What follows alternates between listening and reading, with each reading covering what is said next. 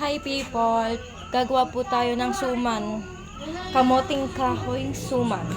Ayan, tapos ko na pong kinayod ang kamote. Ayan po. View nyo na lang po. Tapos, kanina po guys, kumuha kami ng dahon ng saging. Mga 5 siguro. Tapos, ang dilim-dilim doon. Tapos ngayon, ay pinainit sa apoy. Ayan, mga pinainit sa apoy. Tapos ngayon ay tapos na. At ngayon ay eto na siya. Ayan. Ayan na siya guys. Ayan. Hinati-hati na siya kasi dito siya babalutin sa dahon ng saging.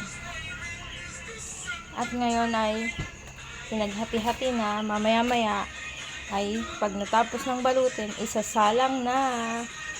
Kaya hintayin nyo na lang ang pagtapos ng luto. People, ayan po. Hintayin na natin maluto yan. Ayan. Ito po yung nagbabalot.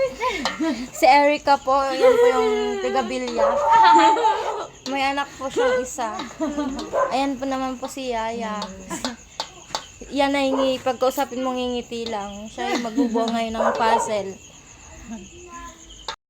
People, eto na. Nabalot na po ni Erica Pineda ang kanyang sumang balanghoy. Ayan. So, tawang-tawa po siya.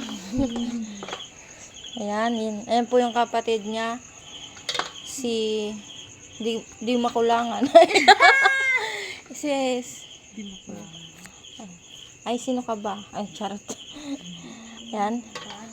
Sige, magbalot ka dyan. Ayan, nablihin. Ayan. Siya ay si Jaira Magalanes.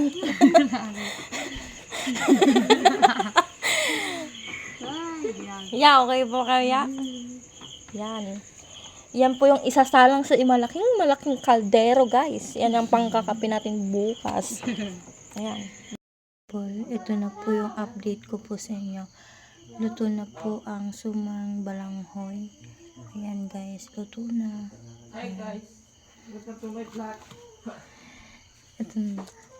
Kung gusto nyo, gawa na kayo dyan. Ayan na ang balanghoy.